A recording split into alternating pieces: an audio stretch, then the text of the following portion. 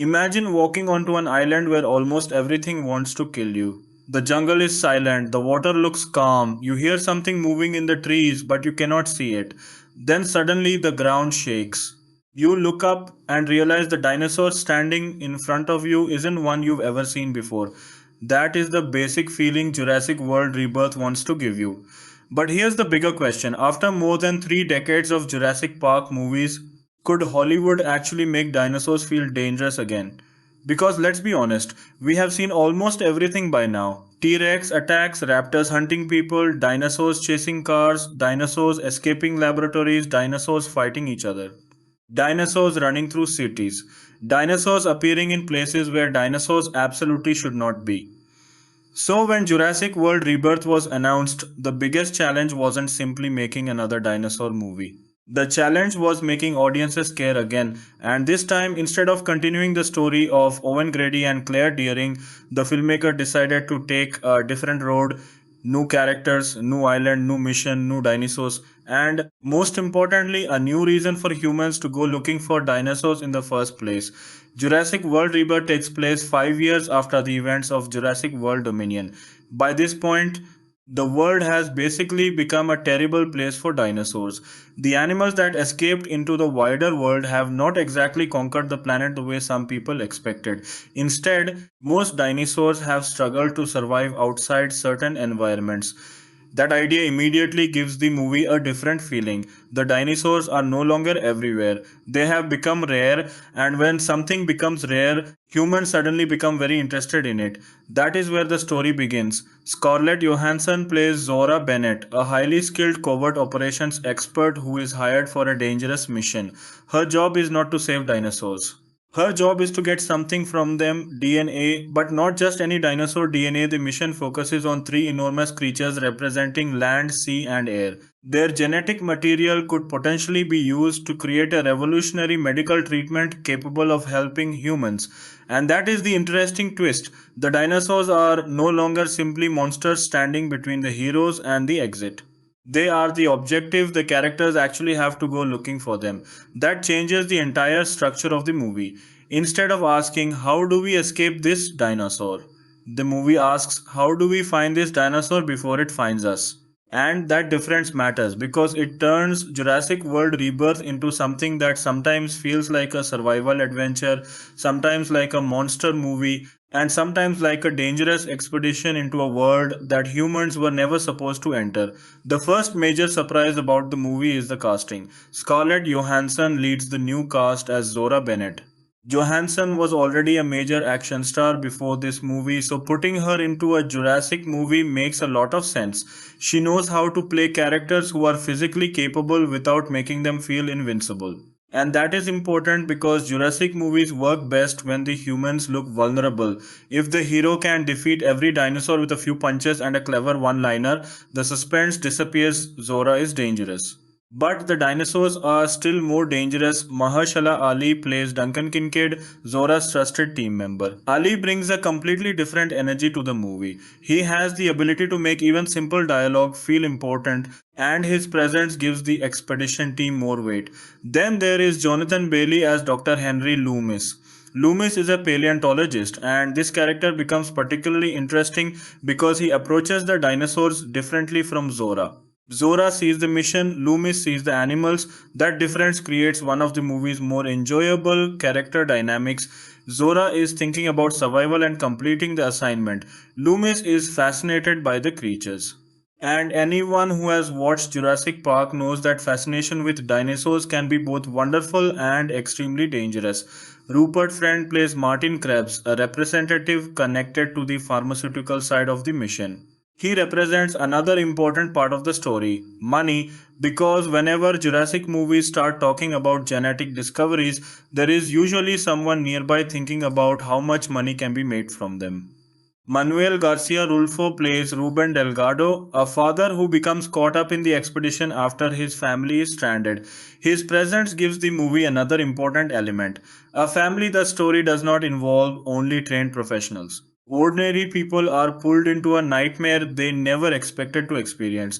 And that is one of the oldest tricks in the Jurassic Park formula. You can understand why a scientist would walk toward a dinosaur. You can understand why a soldier would walk toward a dinosaur, but watching an ordinary parent desperately trying to protect his family from one makes the danger feel more personal. The cast also includes Luna Blaze, David Iacono, Audrina Miranda, Philippine Velge, Bichir Sylvan, and Ed Skrein. But the biggest name in the room is obviously Scarlett Johansson. Her involvement was one of the reasons the movie attracted attention before audiences had even seen a full trailer. And there is something funny about Johansson joining Jurassic World because her career already includes massive science fiction and action franchises. She has fought aliens, she has fought supervillains, she has survived impossible situations. And now she has to survive dinosaurs. Basically, Hollywood looked at Scarlett Johansson and apparently decided, okay, what else can we throw at her? That became one of the fun talking points surrounding the film, but casting a huge star isn't enough. The real question was whether the filmmakers had a fresh idea. The development of Jurassic World Rebirth began after Jurassic World Dominion brought the previous trilogy to an end. Dominion was enormous at the box office, but it also divided audiences. The Jurassic franchise had reached a strange point. The movies were still making huge amounts of money, but audiences were asking whether there was anywhere else for the story to go. You could not simply keep repeating the same formula forever. So Universal decided that the next movie would function as a new chapter rather than simply another sequel following the same characters. That decision allowed the filmmakers to create a new group of characters and a different kind of story. And one of the most important decisions was bringing back David Kopp. If that name sounds familiar, it should. Kopp was the screenwriter of the original Jurassic Park. That makes his return particularly interesting. The original Jurassic Park had a very specific balance. It wasn't simply an action movie, it was about science, greed, human arrogance, fear, discovery, and the consequences of trying to control nature. The dinosaurs were spectacular, but they also represented something larger. They were proof that humans had created something they couldn't completely control. Bringing Cobb back created a connection to that original DNA. And no, I'm not talking about dinosaur DNA. I'm talking about the storytelling DNA of Jurassic Park. The film was directed by Gareth Edwards. Edwards is an interesting choice for Jurassic because he has experience creating large scale science fiction movies while also understanding the importance of atmosphere. He directed Rogue One, a Star Wars story, a film that became known for its grounded approach to a massive science fiction universe. He also directed Godzilla in 2014, and that experience is probably one of the biggest reasons he was such a natural fit for Jurassic World Rebirth. If you want someone to make giant creatures feel intimidating, a director who has already spent years thinking about how humans should look next to enormous monsters is a pretty good choice. But Edwards had another challenge.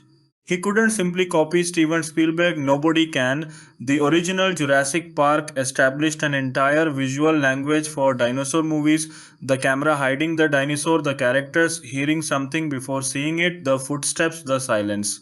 The sudden movement, the famous reveal, those techniques became part of cinema history. So Edwards needed to respect that tradition without making the movie feel like a museum exhibit. That is why the production focused heavily on creating a more dangerous expedition feeling. The filmmakers took the characters away from the familiar locations and pushed them toward isolated environments. The story's main location is an island that was once connected to the original Jurassic Park research operation, and this is where the movie starts playing with one of the most entertaining ideas in the franchise. What else was hidden? Because every time Jurassic movies open another secret laboratory, audiences immediately know that something went horribly wrong there. Nobody ever walks into a secret dinosaur laboratory and says, "Wow, everything looks safe." No, if the room has giant tanks, warning lights, and mysterious cages, you already know someone's day is about to become terrible. The film's production was physically ambitious. Principal photography began in Thailand in June 2024. The production then moved to Malta and later to the United Kingdom before wrapping in September 2024. Additional filming was also carried out in New York. That international production helped give the movie a very different visual identity. Thailand provided the filmmakers with huge natural environments, dense jungle, rivers, and dramatic landscapes. And this is important because Jurassic movies work best when the environment itself feels alive. A jungle shouldn't simply look like a background. It should feel like something could be watching you. You should look at the trees and wonder what is hiding behind them. You should look at the water and wonder what is underneath it. And Jurassic World Rebirth understands that idea. The production also used Malta for major sequences, giving the film access to locations that could be transformed into dangerous coastal and industrial environments. Then there was the United Kingdom, where additional production and studio work helped bring the more complicated sequences together. This combination of real locations, sets, practical elements and visual effects allowed the filmmakers to create a world that feels larger than a simple computer generated playground. And that brings us to the dinosaurs because let's face it, nobody buys a Jurassic World ticket because they desperately want to watch a corporate executive explain pharmaceutical patents. People come for dinosaurs, and Jurassic World Rebirth knows it. The film introduces creatures that audiences have not seen in quite this way before. One of the most talked about aspects of the movie is its willingness to create new dinosaur designs and strange prehistoric creatures rather than relying entirely on the same animals we've already seen. This is risky. The T Rex is practically the Mickey Mouse of the Jurassic franchise. You can change the cast, you can change the island, you can change the story, but people still expect the T Rex at the same time. If every movie ends with the T Rex appearing at exactly the right moment, the surprise disappears. So, Rebirth has to walk a difficult line. It has to give fans the dinosaurs they love while also giving them creatures they haven't already memorized from previous movies. That is where some of the film's more unusual creatures become important. The movie's premise revolves around three gigantic animals whose DNA could be medically valuable. One comes from the land, one from the sea, one from the sky. That setup almost feels like a dinosaur version of collecting legendary monsters. And honestly, that is part of the fun. The heroes aren't just wandering around waiting for dinosaurs to attack. They have targets, they have objectives, they have equipment, they have a plan. And Jurassic movies are at their best when the plan falls apart because the audience already knows something the characters don't. Dinosaurs don't care about the mission, dinosaurs don't care about the pharmaceutical company. Dinosaurs don't care about the contract. Dinosaurs definitely don't care about the extraction schedule. They just want to survive, and that creates the central conflict. Humans enter the dinosaurs' world believing they are in control. The dinosaurs remind them that they are not. This is one of the oldest themes in the franchise. Human beings think technology makes them powerful, but nature has a way of reminding them that power has limits. The original Jurassic Park explored this through John Hammond's dream. He believed he could control life itself. The later movies expanded the idea into genetic engineering, corporate competition, and the commercialization of animals. Rebirth continues that tradition through medicine. The movie asks an uncomfortable question. If dinosaur DNA could save millions of human lives, how far should we go to get it? Would it be acceptable to hunt an endangered prehistoric creature if its genetic material could cure a deadly disease? What if the creature itself could be harmed? What if the mission requires killing the animal? What if the company behind the research stands to make billions? And what if the people conducting the mission are not completely honest about what they are actually looking for? Suddenly, the dinosaur movie becomes something more interesting. It becomes a story about human desperation because the villains in Jurassic movies are rarely just dinosaurs. The real danger is usually the human desire to control nature. Sometimes that desire comes from greed. Sometimes it comes from scientific curiosity, sometimes it comes from fear, and sometimes it comes from the belief that because humans can do something, they should do it. That idea is still extremely relevant today. Genetic engineering is no longer science fiction in the way it once was. Scientists can manipulate DNA, companies are exploring genetic medicine. Researchers are developing treatments that would have sounded impossible decades ago. So, Jurassic World Rebirth takes a classic science fiction fear and puts it into a modern context. What happens when the impossible becomes possible? And who gets to decide what should be done with it? Of course, this is still a giant dinosaur adventure. The movie isn't trying to become a philosophy lecture. There are explosions, there are chases, there are creatures attacking boats, there are people running through jungles.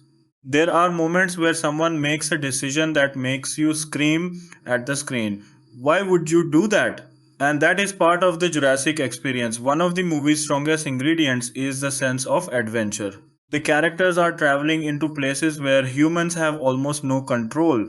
There is something exciting about watching an expedition enter an unknown environment. It reminds us of the original Jurassic Park. The characters aren't simply walking into a zoo, they are discovering something, and discovery is one of the reasons dinosaur stories remain so popular. Dinosaurs are already fascinating because they actually existed, they are not aliens.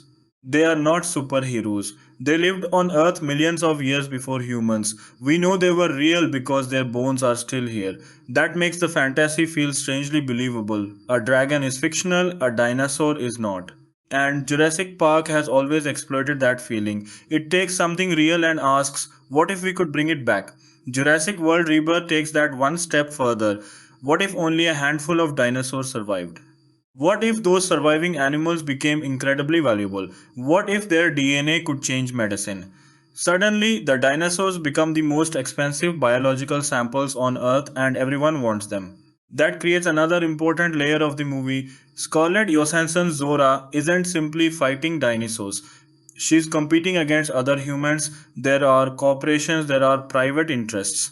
There are people who see the expedition as a business opportunity. That makes the movie feel less like a simple monster hunt and more like a race.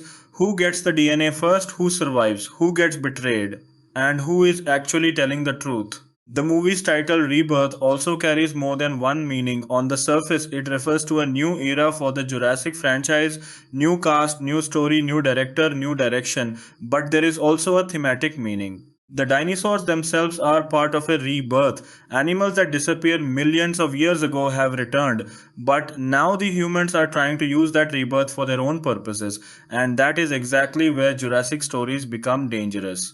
The moment humans decide they can own nature, everything starts falling apart. The production team also had to solve a major visual challenge. How do you make dinosaurs look real in 2025? Audiences have seen incredible visual effects for decades. A dinosaur that looked unbelievable in 1993 could look cheap today. At the same time, modern audiences are extremely sensitive to CGI. They can tell when something feels weightless. They can tell when an animal looks pasted into the scene. They can tell when an actor isn't really reacting to something. That means the filmmakers needed to make the dinosaurs interact convincingly with the environment. Their feet need to feel heavy, their movements need to have weight. Their skin needs to react to light, water needs to splash around them, plants need to move when they pass, dust needs to react to their footsteps, and the actors need to behave as if they are actually standing in front of a 30-foot animal. This is where Gareth Edwards' experience becomes useful. His movies often depend on scale. A giant creature should not feel like a normal sized actor wearing a monster costume, it should make the human characters look tiny. And that sense of scale is one of the reasons some Jurassic scenes still work so well even after decades. A T Rex doesn't need to scream every 5 seconds, sometimes it only needs to stand there. That is enough. The music also plays a major role. For this movie, Alexandre Desplat became the composer. Desplat had previously worked with Gareth Edwards on Godzilla, making their reunion particularly fitting. The score was recorded at Abbey Road Studios in London with a large orchestra, and it also incorporates elements connected to John Williams' iconic Jurassic Park musical legacy. This is a difficult job because Jurassic Park has one of the most recognizable themes in movie history. The moment those notes begin, audiences immediately know what universe they are entering. John Williams created something almost impossible to replace, so Desplat did not need to erase that history, he needed to build around it. The new music has to sound like Jurassic World Rebirth while still reminding audiences that this is part of Jurassic Park. And there is a particularly fun behind the scenes detail involving Jonathan Bailey. Bailey actually plays clarinet, and during the recording of music connected to Henry Loomis' first encounter with a dinosaur, he participated with the orchestra and performed solos. That is the kind of small production detail that makes a movie more interesting after you know it. Imagine spending months preparing to star in a massive dinosaur movie and then ending up sitting inside Abbey Road Studios playing clarinet with an orchestra. Not exactly the usual Hollywood experience. The music is also important because fear in Jurassic movies isn't created only by the dinosaur. Sometimes the music tells you that something is coming before you see it. The silence can be just as important. A quiet jungle. A character looking toward the trees, a small sound, then another. The audience knows what is coming, the character doesn't, and suddenly the soundtrack becomes part of the suspense. Jurassic World Rebirth was officially released theatrically in July 2025, with its US and Canadian release arriving on July 6. It premiered in London on June 17, 2025. The timing was perfect for a major summer blockbuster. July is exactly the kind of month when audiences want giant action movies, people are on vacation, families are going to cinemas, movers want spectacle. And Jurassic is one of the few franchises where the words giant dinosaur on a massive screen are basically a marketing strategy by themselves. The movie arrived carrying enormous expectations. The previous Jurassic World trilogy had been a financial monster. Each of those movies passed the $1 billion mark worldwide. That meant Rebirth did not simply need to make money.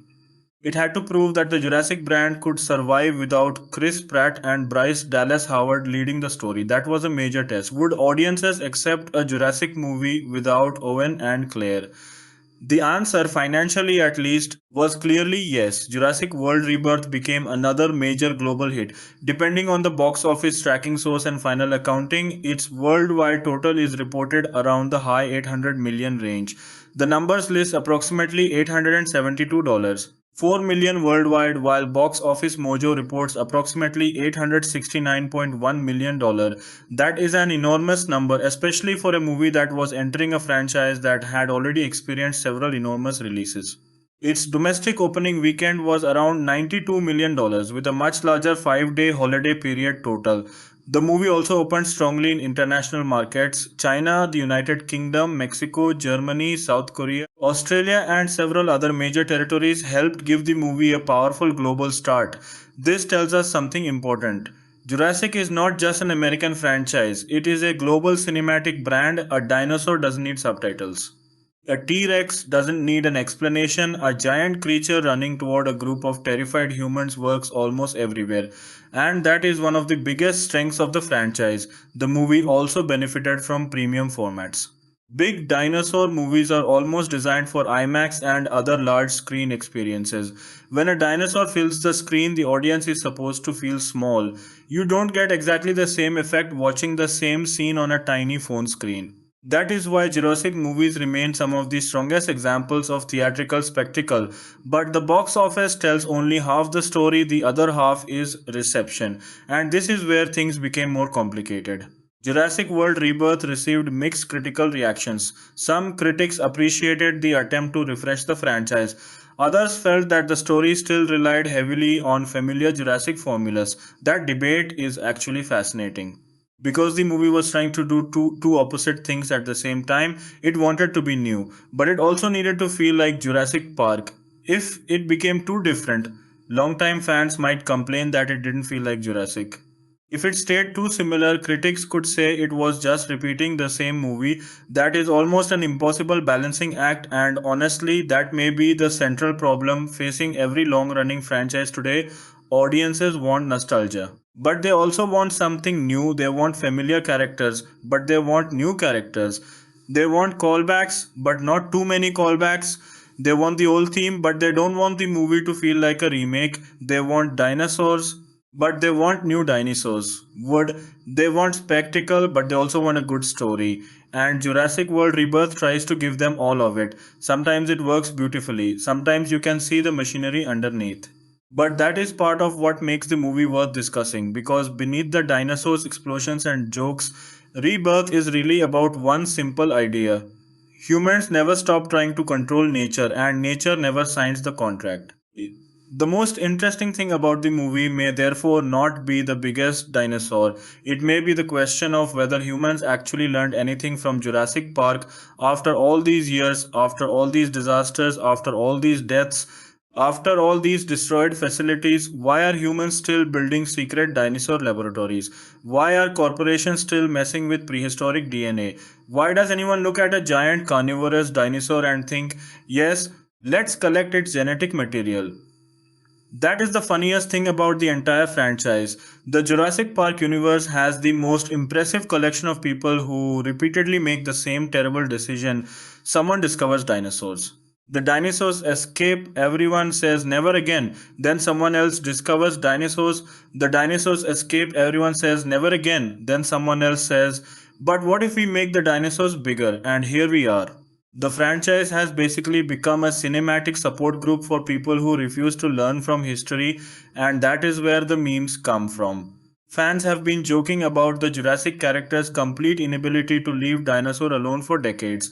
If there is one locked door on an island labeled "Do not open," somebody will open it. If there is one dinosaur egg labeled "Do not touch," somebody will touch it. If there is one mysterious creature making terrifying noises in the dark, somebody will say, let's see what that is. And every single time the audience is sitting there thinking, please don't. But they do. Because if they didn't, there would be no movie. That is the beautiful stupidity of Jurassic movies, and perhaps that is why audiences keep coming back. The franchise isn't really about whether humans can control dinosaurs. We already know the answer. They can't. The real entertainment comes from watching them try. And in Jurassic World Rebirth, that attempt begins again. A new team, a new mission, a new island, a new batch of creatures. And another group of humans about to discover the same ancient lesson. Rancher does not care how expensive your equipment is. Nature does not care how important your mission is. Nature does not care how famous the person holding the gun is. And nature definitely does not care about the box office. The dinosaurs are back, and this time the humans went looking for them. And this is where Jurassic World Rebirth becomes more interesting than it may first appear.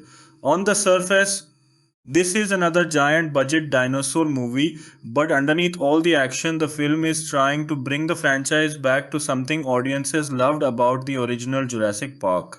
It is not trying to pretend that the previous movies never happened. Instead, it changes the scale of the story. The world is no longer completely overwhelmed by dinosaurs. The surviving creatures have become isolated in equatorial environments where conditions are still suitable for them. That small change gives the filmmakers an excuse to make dinosaurs feel mysterious again. When Jurassic Park first arrived in 1993, seeing a dinosaur was an event. The audience waited for the reveal. You heard the sound before you saw the creature. You saw a shadow, you saw leaves moving, you saw a glass of water shaking. The dinosaur was not treated like an ordinary animal that happened to be walking around in the background. It was treated like something almost impossible. Rebirth tries to recover some of that feeling. That was one of the smartest decisions in the entire movie. After so many Jurassic sequels, the franchise had reached a point where dinosaurs were almost too normal. In Jurassic World, people were literally buying tickets to see dinosaurs as entertainment. That was the whole point of the park. In Jurassic World Dominion, dinosaurs were spread around the world, and the idea of humans living alongside them had become a part of the story. That made sense for the direction of the previous trilogy, but it also created a problem. If dinosaurs are everywhere, they become less special. Rebirth quietly solves that problem by making the surviving dinosaurs rare again. The characters are not casually walking past them, they are searching for them, they are studying them, they are risking their lives to find them. That makes every encounter feel more valuable, and then there is the island itself. One of the most exciting ideas in the movie is that the heroes are not simply visiting another version of Isla Nublar. They are exploring a location connected to the earlier research history of Jurassic Park. The island had been used for secret work, and some of the most dangerous creatures were left behind. This is exactly the kind of idea that makes Jurassic fans start asking questions. What experiments happened there? Why was the facility abandoned? What creatures were considered too dangerous even for the people who created dinosaurs? And why would anyone be crazy enough to go back? The answer, of course, is money and medicine. That is where the movie gives its characters a reason that feels more serious than simply looking for dinosaurs. The DNA of three enormous prehistoric animals could potentially be used to create a life saving drug. Suddenly, the mission isn't completely ridiculous. There is a genuine human reason behind it. If the research could save millions of lives, you can understand why someone might be willing to take an enormous risk. But Jurassic stories have always loved this kind of moral trap. The reason can be good, but the method can still be dangerous. Scarlett Johansson's Zora Bennett is especially important because she isn't introduced as a scientist who has dreamed her entire life about dinosaurs. She is an experienced operative. She understands danger. She knows how missions work. She knows how to make difficult decisions. That makes her different from characters such as Alan Grant, who was primarily a scientist forced into survival, or Owen Grady, whose relationship with dinosaurs was based partly on his ability to understand and train them. Zora is a professional. She goes into the jungle because she has a job to complete. That also creates an interesting contrast with Jonathan Bailey's Henry Loomis.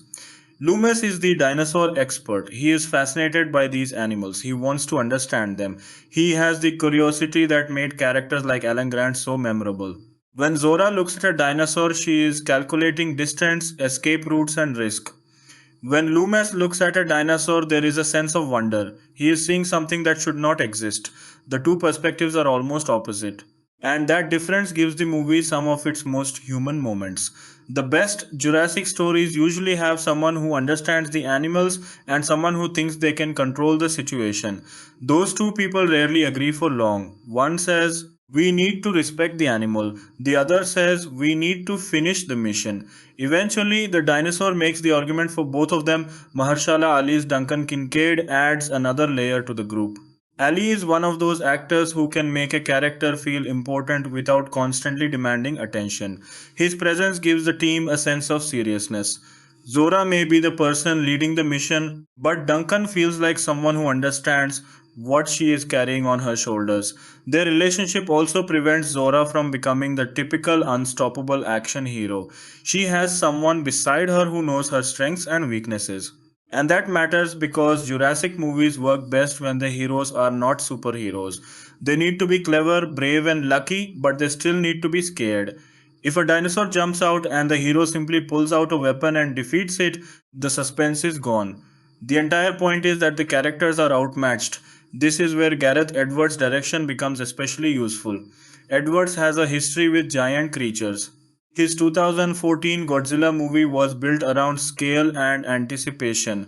The creature was often kept away from the camera rather than constantly placed in front of it. You saw pieces of the monster before seeing the whole thing. That technique creates curiosity.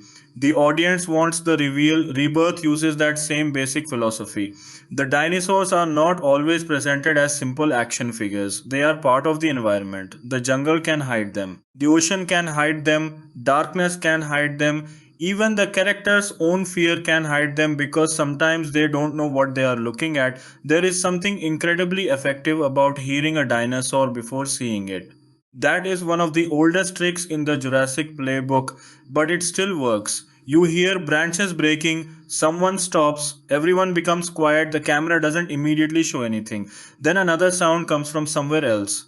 Suddenly you realize the characters are surrounded. That is the kind of moment where a dinosaur movie becomes a horror movie. And Jurassic World Rebirth has several moments where it feels closer to creature horror than traditional family adventure. The filmmakers understand that the dinosaurs don't need to behave like villains. They are simply animals doing what animals do. They hunt, they defend territory, they protect themselves, they attack when threatened. The humans are the ones who keep entering their world. That is one of the biggest differences between dinosaurs and traditional movie monsters. A monster may attack because the story needs a villain. Dinosaur can attack because someone walked into its territory. There is no evil plan, no revenge, no desire to conquer humanity. That makes the creature more believable. One of the most interesting things about the production is how much effort went into making the locations feel authentic. The filmmakers considered multiple countries before choosing Thailand as a major filming location. Krabi became particularly important because of its dramatic limestone formations, beaches, jungles, and tropical landscapes. The production also combined Thailand locations with work in Malta, London, and New York. This matters visually because the Jurassic franchise has always benefited from real landscapes. The original movie was shot in Hawaii and California, and those natural environments helped create the illusion that the dinosaurs really belong there. Rebirth follows the same philosophy. Instead of making every jungle completely inside a studio, the filmmakers went to places where the environment and already looked prehistoric. Thailand was especially useful because the landscape itself can look almost unreal. Huge cliffs rise from the water, dense vegetation covers the ground, rivers cut through the jungle, beaches suddenly disappear into thick forest. Put a dinosaur into that environment, and the creature doesn't look like it has been dropped into a movie set. It looks like it belongs there. The production began principal photography in Thailand in June 2024. The team then moved to Malta before continuing production in the United Kingdom. Filming wrapped in September with additional photography later taking place in New York. Think about the logistics of that for a moment. A movie like this is not just a few actors and a camera. There are enormous crews, complicated equipment, visual effects teams, stunt performers, special effects artists, vehicles, boats, sets, and costumes. Then you add weather, tropical locations, water sequences, and giant digital creatures. Every single scene becomes a puzzle. Water scenes are particularly difficult. When an actor is standing in front of a dinosaur on land, the visual effects team has to make sure the creature interacts correctly with the ground. But when the creature is in water, everything becomes harder. Water is transparent, reflective, and constantly moving. The creature has to disturb the surface correctly. Waves have to react to it. Foam has to appear in the right places. The actor has to react to the creature's movement. The camera has to capture all of it. And if the creature is underwater, the challenge becomes even bigger. That is one reason aquatic dinosaurs have always been such a powerful part of the Jurassic franchise. The ocean gives filmmakers an environment where the audience cannot see what is coming. On land, you can look around. In water, you are almost blind. You can imagine the terror. You are on a boat, the ocean looks calm. Then something hits the boat from underneath. Everyone freezes, another impact, the boat moves, someone looks over the side. Nothing, and that is when your brain starts doing the worst possible thing. You start imagining what is underneath you. The movie understands that fear. It also understands that a dinosaur doesn't have to attack immediately. Sometimes the threat of an attack is enough. This is an important lesson from the original Jurassic Park. One of the most famous scenes in that film involves the T Rex approaching the children while they are trapped in a vehicle. The audience sees the danger coming, but the characters are almost helpless. The tension comes from waiting. Rebirth tries to recreate that kind of helplessness in different environments. And because the characters are on an island, escape becomes difficult. There are no normal roads, no easy transportation, no hospital around the corner, no police department arriving in 5 minutes. Once something goes wrong, the characters are on their own. That isolation is one of the movie's strongest advantages. The island is not just a location, it is a trap, and that is where the Delgado family becomes important. Manuel Garcia Rulfo plays Ruben Delgado, a father whose family becomes caught in the chaos. His daughters Teresa and Isabella, played by Luna Blaze and Audrina Miranda, give the story an emotional center that the professional team doesn't have. Zora and Duncan chose to be there. The Delgado family did not. That difference changes how the audience views danger. When an experienced operative enters a dinosaur infested island, you can at least tell yourself that she knew the risks. But when a family is simply trying to survive, the situation becomes much more frightening. The family also creates one of the classic Jurassic dynamics, adults trying to protect younger characters while having almost no idea what to do. And Jurassic movies have always been good at putting children in terrifying situations. Lex and Tim in the original film The Children in Jurassic World. And now the Delgado family, it almost feels like a Jurassic tradition. If you are a child in this franchise, there is a very high chance that at some point in your life you will be chased by a dinosaur. At this point, parents in the Jurassic universe should probably start asking whether taking their children anywhere near an island is a good idea. The movie also plays with the idea of normal people encountering dinosaurs for the first time. Professional characters may understand what they are dealing with, but civilians don't have that knowledge, and that allows the film to create moments of genuine discovery. Imagine seeing a dinosaur in real life for the first time. You wouldn't immediately think about running, you might just stare, you might be amazed, you might forget that the animal could kill you. That is exactly what happens when human curiosity meets something that should not exist. And this is where the movie connects back to the original philosophy of Jurassic Park. The dinosaurs are not just monsters, they are wonders. That distinction is important. If the film treated every dinosaur as a villain, the world would become boring very quickly. But when the characters stop and look at these creatures with amazement, we remember why they are fascinated by them in the first place. The best Jurassic moments usually contain two emotions at the same time. Wonder and fear. You look at the dinosaur and think that is incredible. Then you remember, oh, it can eat me. That combination is the heart of the franchise. And Jonathan Bailey's character is particularly useful for delivering that sense of wonder. Henry Loomis isn't simply there to explain dinosaur facts to the audience.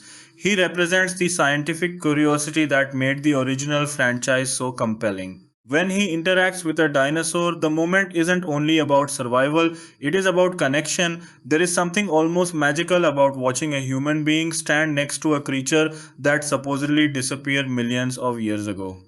That is the dream behind Jurassic Park, not the park itself, the dream of seeing history alive. But the tragedy is that humans rarely leave that dream alone. They immediately want to monetize it, they want to control it, they want to weaponize it. They want to patent it, they want to sell it. And that is why Jurassic stories always end up asking the same question. Just because you can do something, does that mean you should? The answer seems obvious. But apparently, nobody in the Jurassic universe has received the memo. The pharmaceutical angle in Rebirth is therefore more interesting than it initially sounds. The potential medicine gives the humans a reason to justify their actions. They can tell themselves they are doing something good. They can tell themselves that the risk is worth it because millions of people could benefit. But once money enters the picture, the moral situation becomes complicated. Who owns the discovery? Who controls the drug? Who gets the profits? Who decides how much the dinosaurs are worth? And what happens if the research requires more animals? The first expedition might be justified, but what happens after the medicine becomes profitable? That is where the Jurassic nightmare begins again, because the real danger isn't necessarily the first scientific breakthrough, it is what humans do with it afterward. This is exactly the kind of theme that makes the franchise more than a dinosaur action series. Michael Crichton's original Jurassic Park novel was heavily concerned with chaos theory, corporate ambition, and the limits of human control. David Coep, who wrote the original 1993 screenplay, returned as the writer for Rebirth. The film was developed after Jurassic World Dominion with Steven Spielberg involved as executive producer and Frank Marshall and Patrick Crowley producing. That connection to the original team is important.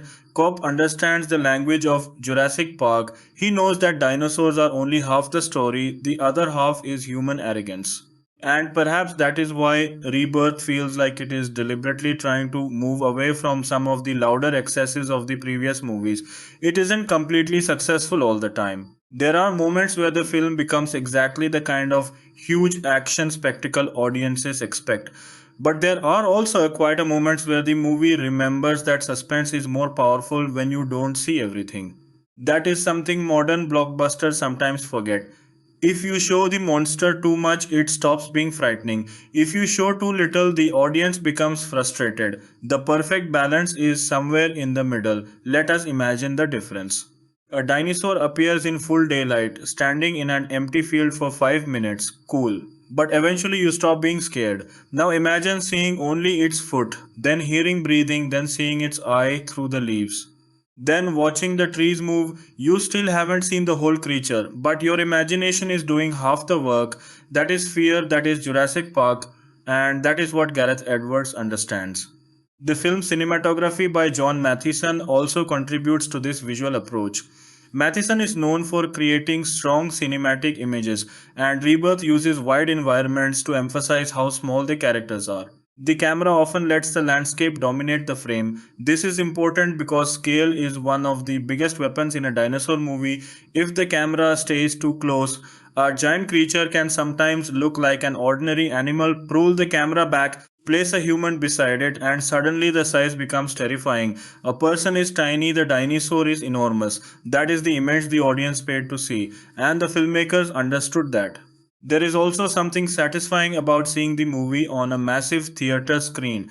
Jurassic movies have always been designed as theatrical experiences. The sound of a dinosaur roar traveling through a cinema is completely different from watching the same scene through small speakers. The July 2025 release benefited from that. The movie opened in thousands of theaters and had a worldwide opening of approximately $322.6 million dollars, according to Universal's announcement. That was a major statement. The franchise was still alive, people still wanted dinosaurs, and people still wanted to see them on the biggest screen possible.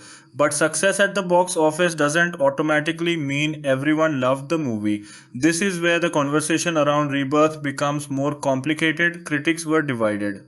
Some appreciated the fresh cast, the return of David Kopp and Gareth Edwards' direction. Others felt that the story still followed a familiar Jurassic formula, and both opinions can be true. A movie can be entertaining while still being predictable. A movie can have amazing dinosaurs while having characters that sometimes make questionable decisions. A movie can improve on one part of a franchise while still carrying problems from the previous films. That is exactly why the movie is worth analyzing instead of simply calling it good or bad. The strongest argument in favor of Rebirth is that it gives the franchise a new identity. The strongest argument against it is that it still cannot completely escape its past, and maybe that is impossible. After 7 movies, Jurassic Park is not just a story anymore, it is a cultural institution. The logo is famous. The theme music is famous, the T Rex is famous, the raptors are famous, the gates are famous, even the amber mosquito is famous. You can't make a Jurassic movie without carrying that history with you. Every new installment is being compared to 1993. That is an unfair comparison because very few movies can recreate the experience of seeing Jurassic Park for the first time. But audiences still do it, and that creates a strange situation. If Rebirth feels too different, fans complain. If it feels too similar, fans complain. If there are too many references, people call it nostalgia bait. If there aren't enough references, people say the filmmakers don't respect the franchise. It is basically the cinematic equivalent of trying to satisfy a dinosaur with a sandwich. Good luck. And speaking of memes, Jurassic World Rebirth gave fans plenty of material. The entire premise is already meme worthy.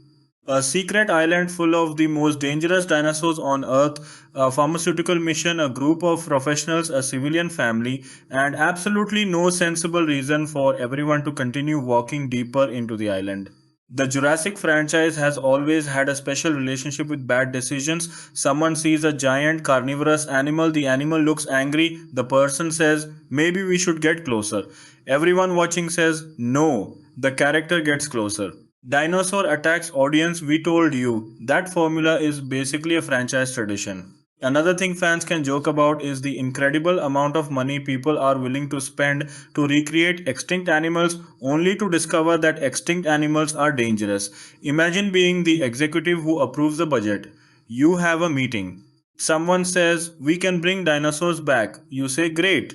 Then someone else says, what if they escape? You say, don't worry about that. Then someone says, what if they eat people? You say, security. Then someone says, what if the security gets eaten? You pause, then you approve the project anyway. This is basically Jurassic Park's entire business model, and Rebirth continues that tradition in a new way. But perhaps the most interesting meme is that humans have apparently learned nothing. 30 years after the first disaster, the species still hasn't developed a universal rule saying maybe don't build secret dinosaur facilities. That would solve approximately 90% of the franchise's problems. But then we wouldn't have the movies. And honestly, we don't want that because despite all the criticism, despite the formula, despite the ridiculous decisions, there is still something magical about watching a dinosaur appear on screen. That feeling hasn't disappeared. The reason is simple. Dinosaurs are one of the few movie creatures that can make both children and adults feel like explorers again. You don't need to understand complicated mythology. You don't need to know every character. You don't need to watch every previous movie. You see a dinosaur, you react. That is the power of the franchise. And that is why Jurassic World Rebirth could afford to introduce a completely new group of characters and still attract huge audiences. The dinosaurs are the stars, the humans are simply trying to survive long enough to finish the movie. But as the story progresses, the movie becomes increasingly interested in one particular question: what happens when humans encounter something they were never meant to encounter? And perhaps that is the most Jurassic question of all. Because the dinosaurs are not really the problem. The problem is that humans keep opening the door, they keep pushing the button, they keep entering the laboratory, they keep going back to the island, they keep saying, "This time will be different." And every Jurassic movie responds with the same answer, "No, it won't." And that is exactly where the story becomes even more interesting. Because Jurassic World Rebirth is not only about surviving dinosaurs, it is about surviving the people who believe they can control dinosaurs. That distinction has always been important in this franchise, but Rebirth pushes it into a modern direction. The people behind the mission have a practical reason for going to the island, and that reason makes the choices more complicated. They are not simply rich people who want to build another theme park. They believe dinosaur genetics could potentially change medicine. That sounds noble at first. If a prehistoric creature contains something that could help save human lives, why wouldn't scientists want to study it? But Jurassic movies have always warned us that good intentions can become dangerous when money, competition, and ambition enter the equation. The moment someone realizes that a scientific discovery could be worth billions, the mission changes. It stops being purely about helping people and becomes a battle over who gets control of the discovery. This is where the movie's title starts to feel more meaningful. Rebirth is not only about dinosaur returning from extinction. It is also about the Jurassic franchise being reborn with a new group of characters and a new story. Instead of depending on Owen Grady and Claire Dearing, the film asks audiences to follow Zora Bennett, Duncan Kincaid, Henry Loomis, and the Delgado family. That was a risky decision because audiences had spent years with the previous characters. Chris Pratt had become strongly associated with the Jurassic World era, and Bryce Dallas Howard had become equally important to that trilogy. Removing them meant asking audiences to care about strangers. But the filmmakers understood that if Jurassic World was going to continue for another generation, eventually the franchise needed to move beyond the original heroes. Scarlett Johansson was therefore more than just a famous actor added to the cast. Her presence helped signal that this was intended to be a new beginning. Johansson already had a strong reputation for action roles, but Zora is different from many of the characters she has played before. She isn't a superhero, she doesn't have special powers, she isn't protected by a huge cinematic universe. She is a professional who knows how to handle dangerous situations, but she is still just a human being surrounded by creatures that are physically superior to her. That makes the action more interesting because there is always a limit to what she can do. She can use weapons, equipment, and experience, but she cannot simply overpower a dinosaur. Mahershala Ali's Duncan Kincaid provides an important emotional balance. His relationship with Zora makes the mission feel like something involving real people rather than a group of interchangeable action characters. Duncan understands Zora and knows how she operates. When a mission starts falling apart, he isn't simply another person shouting instructions. He becomes someone who has to make choices about loyalty, survival, and responsibility. Ali has the kind of screen presence that allows him to make quiet scenes feel important, and that works particularly well in a movie that can become very loud during its action sequences. Jonathan Bailey brings something different. Henry Loomis is fascinated by dinosaurs, and that fascination is important because it gives the audience a reason to pause and appreciate what is happening. Without a character like Loomis, the dinosaurs could become nothing more than obstacles. Every few minutes, something attacks, the characters run, somebody gets separated, and then another dinosaur appears. But when Loomis studies the animals, we remember why these creatures are extraordinary in the first place. They represent a world that disappeared millions of years ago. Seeing them alive should be terrifying, but it should also be beautiful. That mixture of beauty and fear is one of the things the Jurassic franchise has always done better than almost any other monster series. Think about the original Jurassic Park. The first time Alan Grant sees a Brachiosaurus, the moment isn't scary. It is almost peaceful. The characters are stunned, the audience is stunned. For a few seconds, the movie is not about death or danger, it is about wonder. Then later, the T Rex reminds everyone that this beautiful world can also kill you. Rebirth understands that dinosaurs need to inspire awe before they can inspire fear. The new film also benefits from having a different relationship with the dinosaurs. These animals are not trained theme park attractions, they are not performers. They are wild creatures living in an environment where humans are the intruders. That gives many encounters a more natural feeling. The characters don't always understand what the dinosaurs are going to do, and the audience doesn't always know either. This uncertainty creates suspense. The production team's decision to shoot extensively in Thailand was especially important for that feeling. The Thai locations provide an enormous sense of scale. Dense jungle, rocky coastlines, rivers, and enormous limestone cliffs make the environment feel almost like another planet. But the fact that these places actually exist makes the movie feel more grounded. When a character is standing in a jungle surrounded by real trees and mountains, the visual effects team has a physical environment to work with.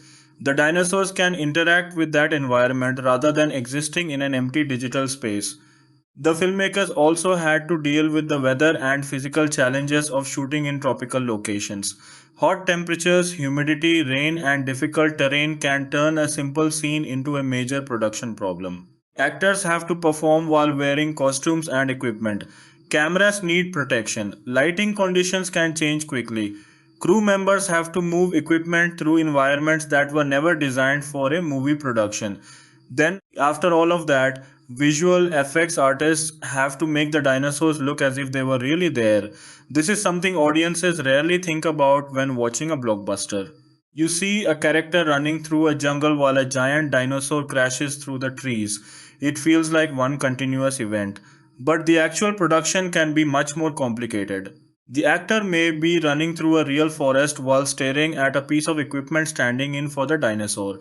A visual effects artist later replaces that object with a fully digital creature. The actor has to imagine where the dinosaur's head is, how fast it is moving, and how close it is. The director has to make sure the camera captures the reaction correctly.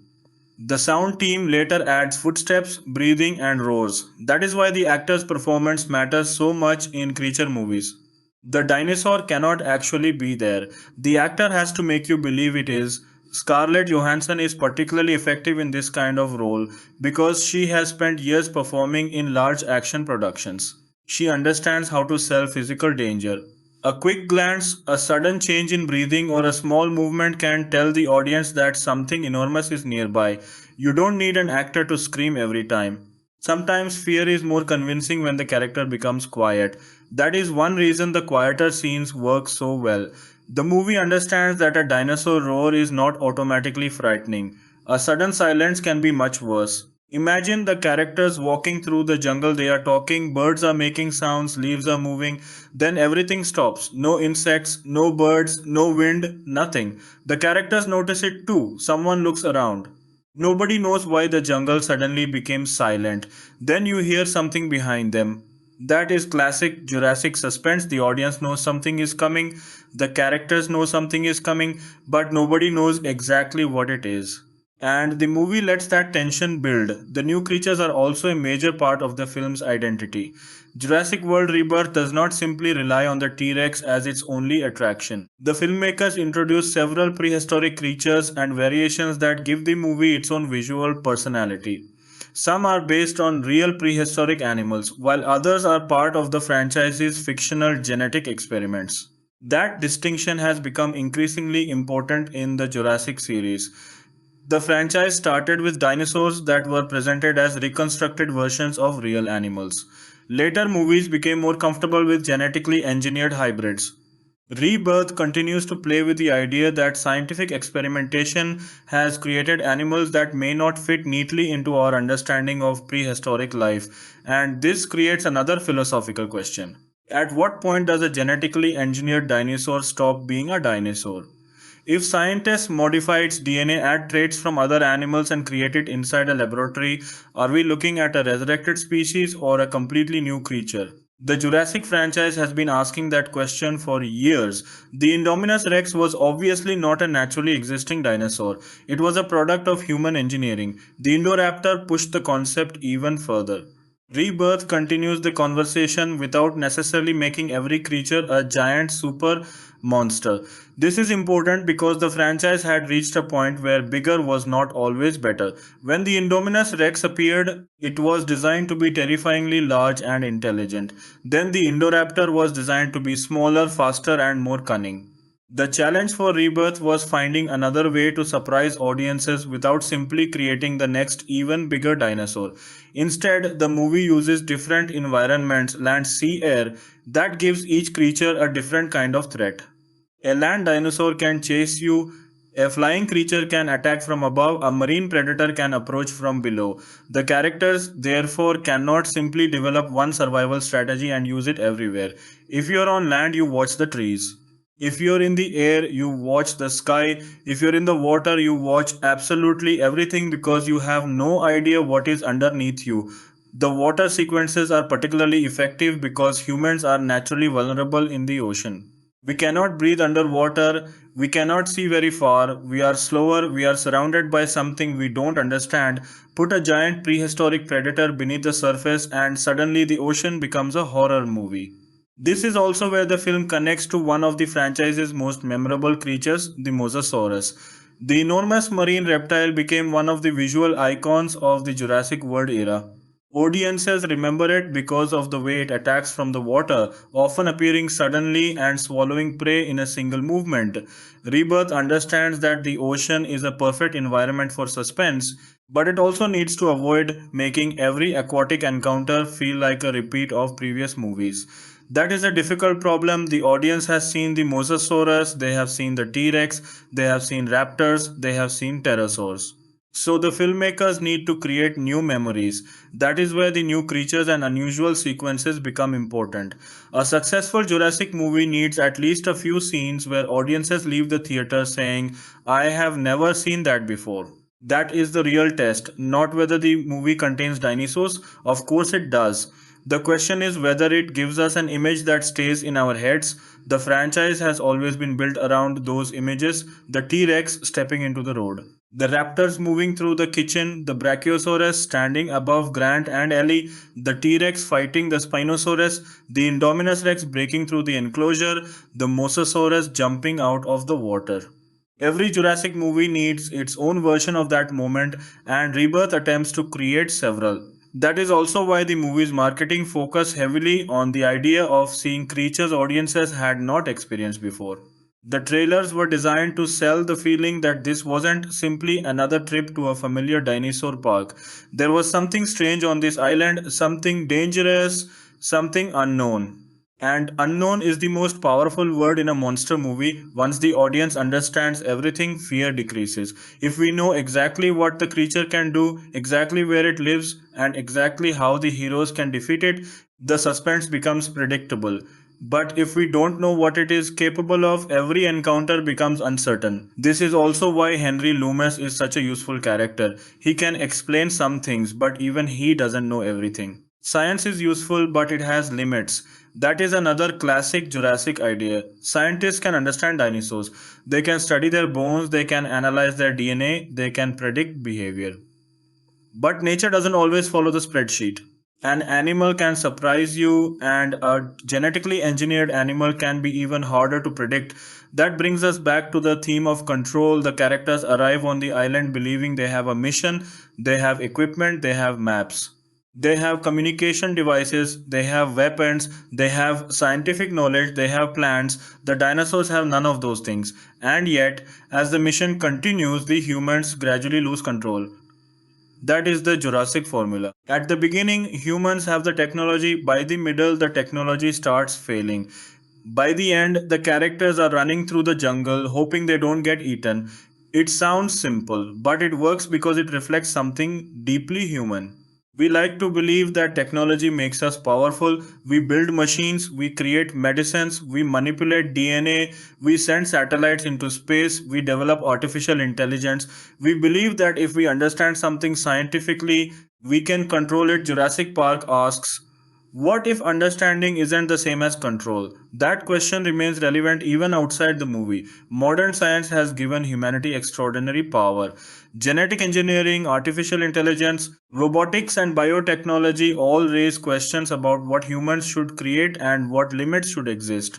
Jurassic Park turns that concern into entertainment. It says, imagine if the thing you created could eat you. That is an extremely effective way to teach humility. The film's corporate elements also connect to the original franchise's criticism of commercialization. Jurassic World showed dinosaurs becoming theme park attractions. Rebirth moves toward pharmaceutical science.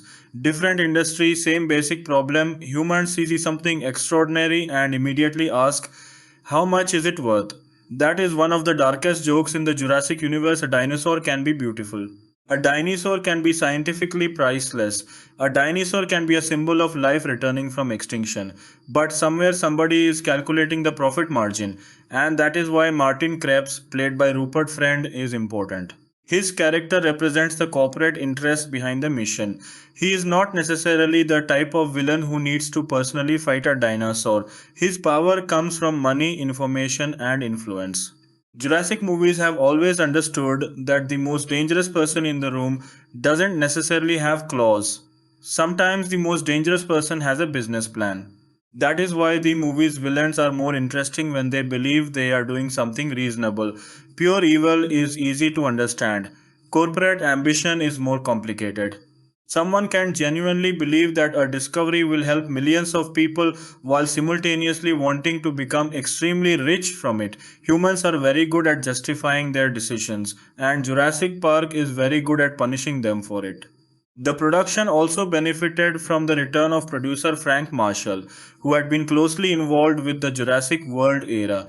Steven Spielberg remained involved as executive producer through Amblin Entertainment. This gave the new movie a connection to the franchise's history, even though the story itself moved into a new era. That balance between old and new is probably the most important thing about the production.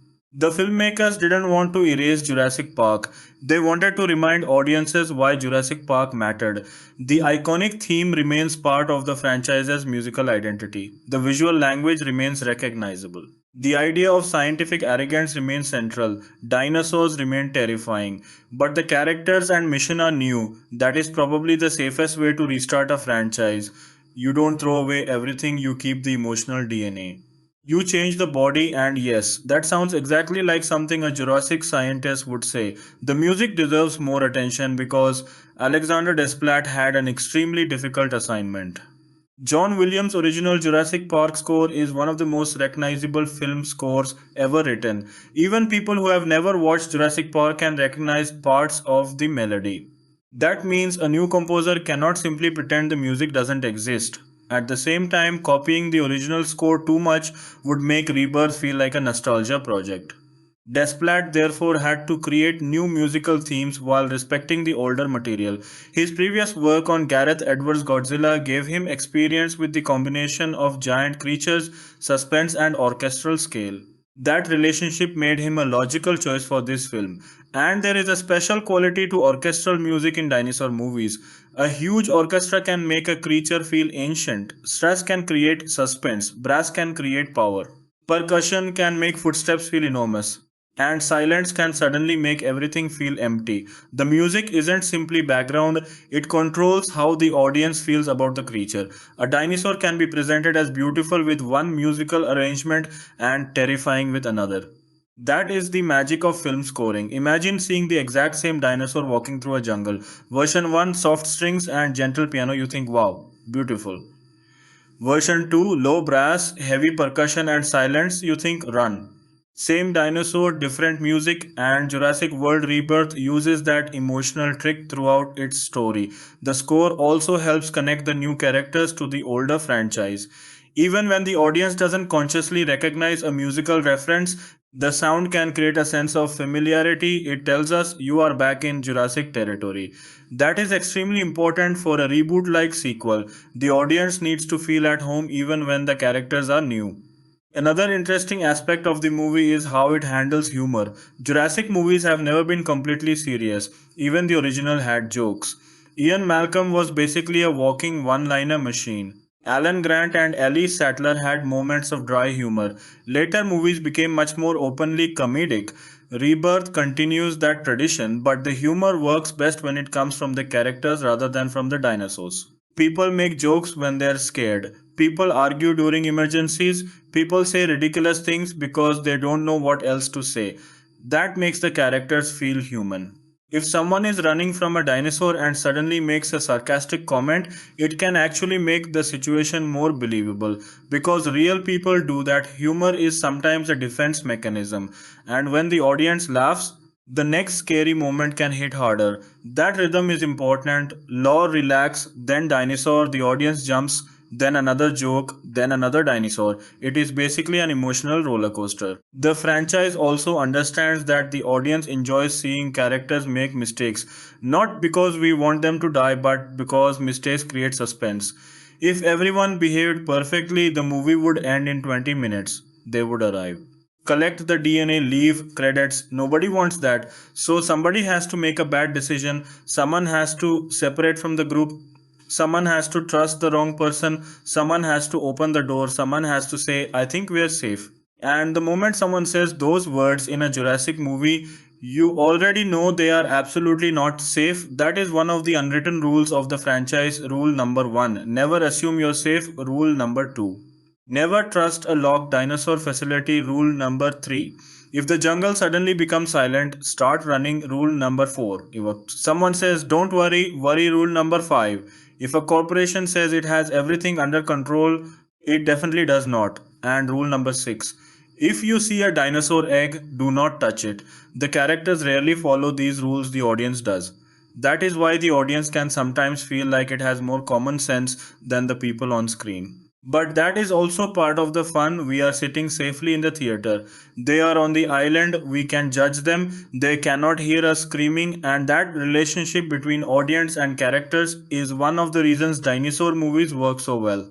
You become emotionally involved in their survival. You start shouting advice at the screen. Look behind you. Don't go in there. Get in the car. Why are you standing there? Run! It doesn't matter that the characters cannot hear you. You still say it, and if you don't say it, the person sitting next to you probably will. That is the Jurassic experience. The movie also creates opportunities for fans to compare the new characters to earlier heroes. Zora has some of Owen's action competence. Loomis carries some of Alan Grant's scientific curiosity. The family dynamic recalls earlier Jurassic films. The corporate element reminds us of Hammond, Masrani, and the various companies that have tried to profit from dinosaurs. But these characters are not exact copies. That distinction is important. A franchise can become boring when every new character is simply an old character with a different name. Rebirth avoids that to a degree. Jorah isn't Owen. Loomis isn't Grant. Duncan isn't a replacement for anyone. And that is a good thing. The film needs to create its own identity. If this franchise is going to continue, the audience needs to eventually care about these characters without constantly comparing them to the old ones. That may take time. The first movie introduces them. A future movie could develop them further, and that is where the word rebirth becomes important again. The movie isn't necessarily supposed to be the end, it is an invitation to continue a new chapter, a new group, a new set of problems, and potentially a new Jurassic era. The question is whether audience will follow these characters again. The box office suggests there is still enormous interest in the franchise, but audience interest isn't infinite. Eventually, every franchise has to prove that its new stories deserve to exist. Jurassic World Rebirth had one major advantage: dinosaurs. That sounds like a joke, but it is actually a serious business advantage. There are very few movie concepts with universal visual appeal. Superheroes have become incredibly popular, but individual characters can be divisive. Fantasy requires world building. Science fiction can be complicated, but dinosaurs are immediate. A poster showing a giant dinosaur can communicate the movie in 1 second. You don't need to explain the premise.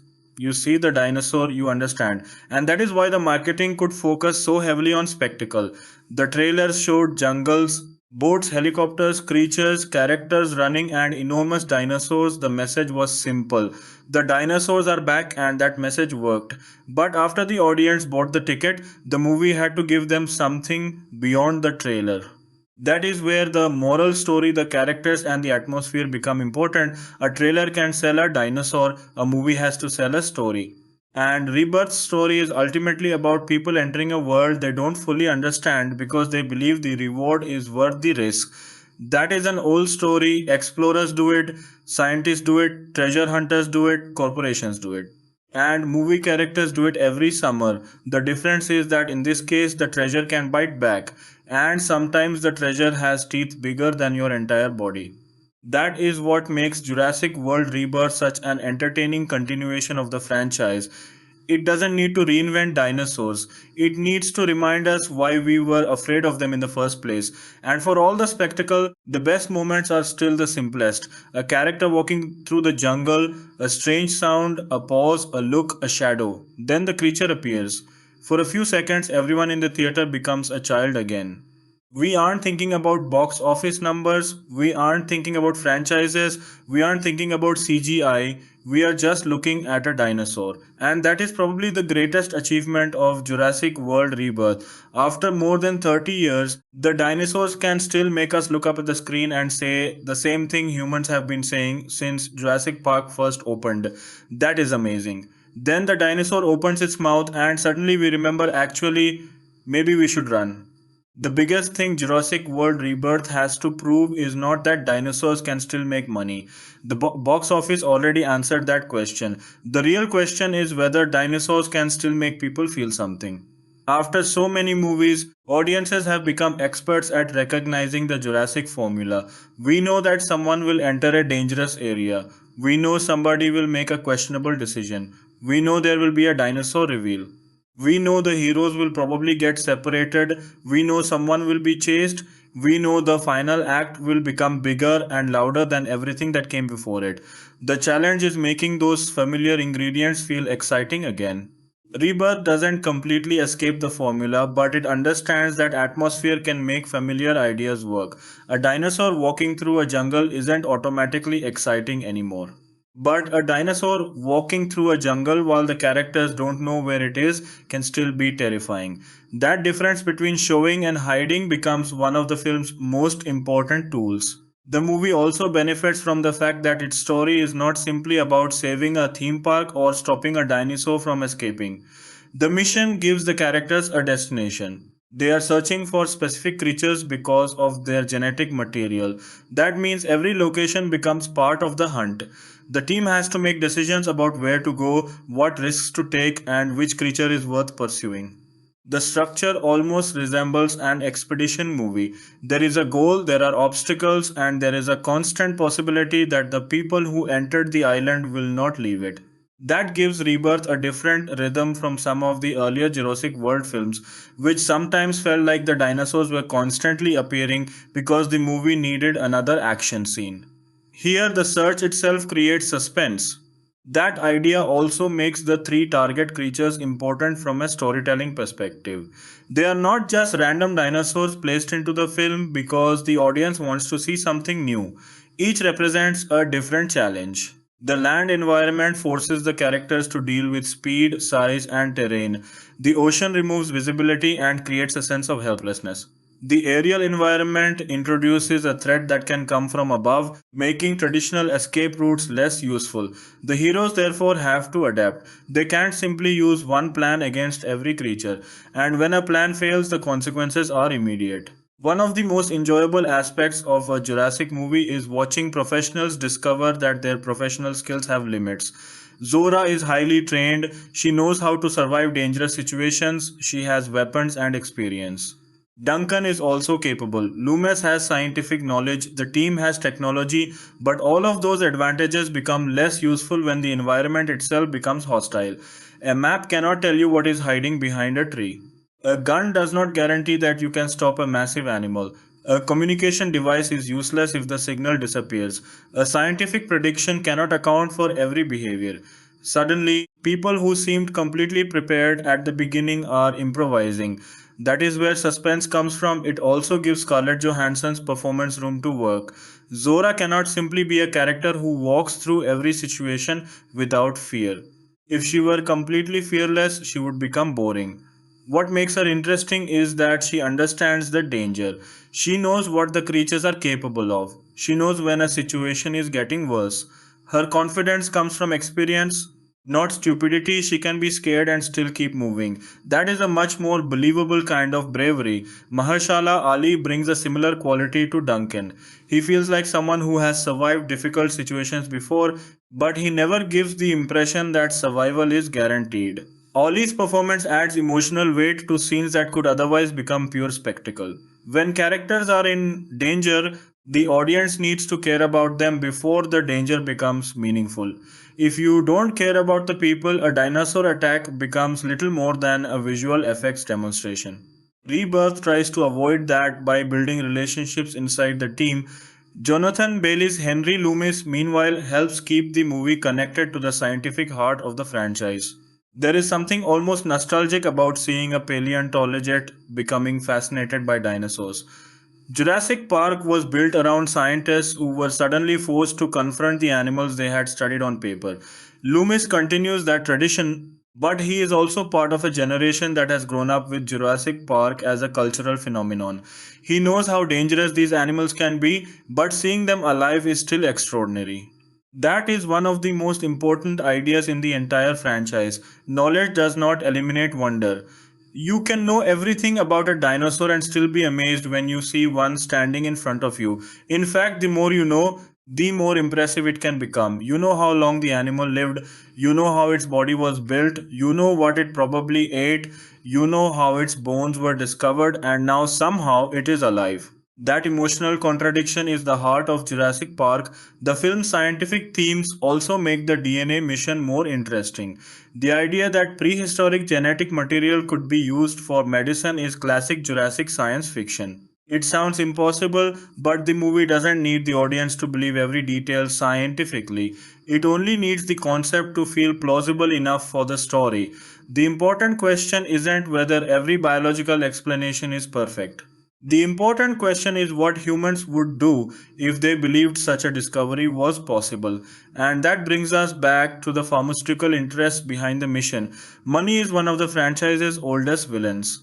John Hammond wanted to build the greatest attraction in history. Corporate interests wanted to make Jurassic World profitable. Scientists wanted recognition. Investors wanted returns. And now the new mission wants to turn dinosaur genetics into medical technology. Different goal, same temptation. Human beings see something extraordinary and immediately ask how they can use it. That is why the movie's corporate characters can be more dangerous than the dinosaurs. A dinosaur attacks because it is hungry or frightened. A human being can plan an action months in advance. A dinosaur doesn't understand money. Humans do. A dinosaur doesn't understand patents. Humans do. A dinosaur doesn't create secret research programs. Humans do. The dinosaur is dangerous because it has teeth. The human is dangerous because it has ambition. That distinction has been present since the first Jurassic Park novel. Michael Crichton's original story was deeply interested in systems, mathematics, chaos theory, and the idea that complex systems can behave unpredictably. The movie simplified some of those ideas, but the basic warning remained. You can create a system that appears controlled and still have no idea how it will behave when circumstances change. That idea remains incredibly relevant to Jurassic World Rebirth. The scientists can create dinosaurs, they can study them, they can predict them. But they cannot guarantee what happens when those animals encounter an environment full of unexpected variables. The same thing happens with the human characters. They have a plan, then something changes, they make another plan. Something else goes wrong. Eventually, planning becomes survival, and that is when the movie becomes most entertaining. The expedition structure also gives the filmmakers an excuse to move between different visual environments. Instead of spending the entire film inside one jungle, the story moves through water, caves, forests, abandoned facilities, and open landscapes. This gives the movie a sense of progression. The environment changes as the danger changes. That is important because visual variety is essential in a blockbuster. If every scene looks like the same jungle, the audience becomes visually tired. But when the characters move from bright tropical landscapes into darker underground spaces, the mood changes. Suddenly, the audience knows something different is coming. Lighting becomes a storytelling tool. A bright jungle can feel adventurous, a dark corridor feels dangerous, a wide ocean can feel beautiful. The same ocean at night feels terrifying. An abandoned laboratory can feel mysterious during the day and horrifying when the lights stop working. This is one reason Jurassic movies often work best when they mix adventure with horror. The adventure makes you want to explore. The horror reminds you that you shouldn't. And the characters are constantly caught between those two feelings. They want to discover what is on the island. But every discovery makes them wish they hadn't looked. That is the emotional engine of the franchise. Another reason the movie works as a new chapter is that it does not require audiences to memorize every detail from the previous trilogy. You don't need to know every event from Jurassic World Dominion to understand the basic mission. The movie provides enough context for the audience to understand why dinosaurs have become rare and why their genetic material matters. That accessibility is important for a franchise this old. There are people who watched Jurassic Park in theaters in 1993 and are now watching Rebirth with their children. There are also younger viewers who may have discovered the franchise through Jurassic World, and there are people who may be seeing their first Jurassic movie. The film therefore has to work for multiple generations at once. That is difficult. Parents may want nostalgia, children may want giant creatures, teenagers may want action, fans may want references, critics may want originality, the studio wants box office, the theater wants packed seats. And the filmmakers need to tell a coherent story. It is almost impossible to satisfy everyone. But Jurassic World Rebirth manages to appeal to the broad audience that makes these movies so commercially powerful. The box office performance demonstrates that the franchise remains a major attraction. The movie earned hundreds of millions of dollars worldwide, proving that the Jurassic name still carries extraordinary weight. But the more interesting number is not the total. It is the fact that audiences were willing to return to a franchise that had already gone through multiple eras that suggests something important. The audience isn't necessarily attached to one specific set of characters. They are attached to the concept. They want to see dinosaurs. They want to feel the scale. They want to experience the suspense. They want to hear that familiar musical world. They want to sit in a dark theater and see something enormous appear on the screen. That is the real Jurassic brand. And perhaps that is why Rebirth doesn't need to bring back every previous character. Alan Grant, Ellie Sattler, Ian Malcolm, Owen Grady, and Claire Dearing have already had their stories. The franchise can move forward. In fact, bringing back every character could make the universe feel smaller. Imagine if every Jurassic movie eventually required the same 10 people to save the world from dinosaurs. It would become ridiculous. At some point, Alan Grant would have to be sitting at home thinking, why does everyone keep calling me? So, giving the new characters their own story is the healthier approach.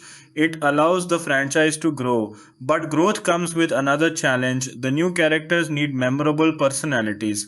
That is where the movie sometimes has to work harder. Audiences have decades of emotional history with the original characters. Alan Grant's fear of raptors is memorable. Ian Malcolm's personality is instantly recognizable. Owen's relationship with Blue became one of the defining elements of Jurassic World. Claire's transformation from corporate manager to dinosaur protector became central to the new trilogy. Zora and her team need time to build that kind of identity. One movie can introduce them, future movies, if they happen, can deepen them. That is one reason Rebirth feels like the beginning of something rather than a final statement. The film is effectively saying, here is a new group, let's see what happens. And that can be exciting. The possibility of future stories is also why the movie is ending and its surviving characters matter. A franchise reboot doesn't have to explain every mystery immediately. Sometimes leaving questions unanswered is better. If the filmmakers reveal everything in one movie, there is nowhere left to go.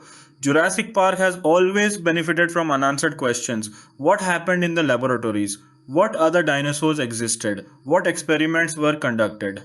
What genetic combinations were created? What secrets were buried? Every answer creates another question. That is how a franchise stays alive. The danger is that mystery can become an excuse for poor storytelling. If every movie simply says, there is another secret creature, audiences eventually stop caring. So the mystery needs to connect to the characters. Rebirth tries to make its mysteries part of the mission. The creatures matter because their DNA matters. The island matters because of its scientific history. The corporations matter because of the potential value.